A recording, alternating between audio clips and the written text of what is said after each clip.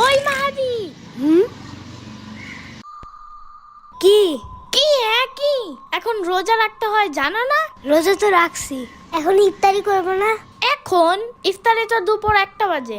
এই না না, ইফতারি করতে হয় সবার 8টা বাজে। বড় মানুষ সন্ধ্যা বাজে ইফতারি করে, আর ছোট মানুষ 1টা বাজে করতে হয়। ও, কিন্তু আমার আম্মু সকালে একটা চিটিং করছে জানো? হ্যাঁ, আমার আম্মু বলছে কি, উঠো উঠো সেহরি খাবা না, পরে সেহরির বদলে শুধু ভাত খেতে দিছে। এই কারণে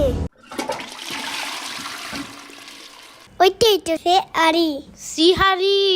সত্যি? হ্যাঁ হ্যাঁ, ওইটাই তো বললাম আমি। আইতে কলা দিয়ে মাছ খাইছি, অনেক মজা। কিন্তু ইফতারি তো আলাদাই, তো ভাত সেহরি হয় কেমনে? এমনে অমনে হেমনে। মেন কথা হইলো তুমি রোজা রাখতেছো না, বুঝছো? ঠিক মতন না রোজা রাখলে অনেক সমস্যা আছে। আমাদের ওই বাসার ওই পিচ্চি রোজা না রেখে মিষ্টি খেয়ে ফেলছিল, পরে ওর পেট খারাপ হয়ে গেছে, পরে ওর খালি মাথা চুলকাইতো অনেক। আমার সাম্বার তো ঠিকঠাক মতন রোজা রাখে, তাও ওর পেট খারাপ হয়, সারাদিন খালি মাথা চুলকায়। তার মানে সাম্বার বাচ্চা রোজা রাখে না ঠিক মতো? লোকে তাইলে সবকিছু তাইলে ওই খায়। আমার কেকও খাইছিল, আর দোষ দিছে নিশিভূতের। সাম্বারে দেখলে কেমন জানি মনে হয় কি রোজা রাখে নাই।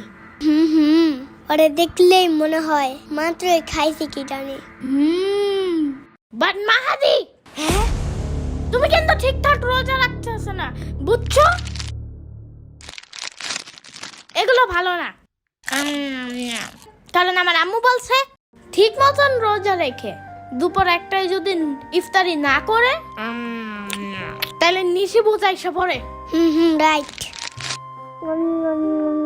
বাট দুপুরে 1টায় না, আমার আম্মু বলছে সকাল 8টা বাজে ইফতার করতে হয়, সকাল 9টা বাজে খেলে আরেকটা রোজা রাখা যায়।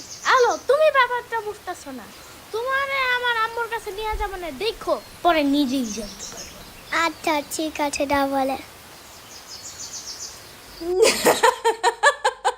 ইচ্ছা মতো কপ কপ করে চিপস খাইতেছিল,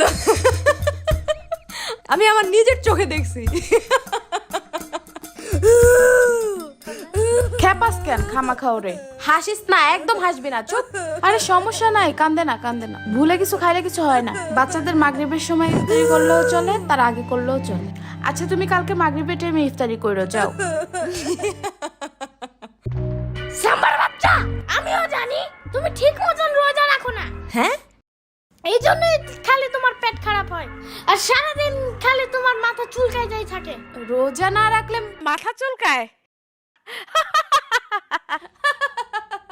বিশ্বাস না হইলে আলুরে জিজ্ঞাসা কইরো।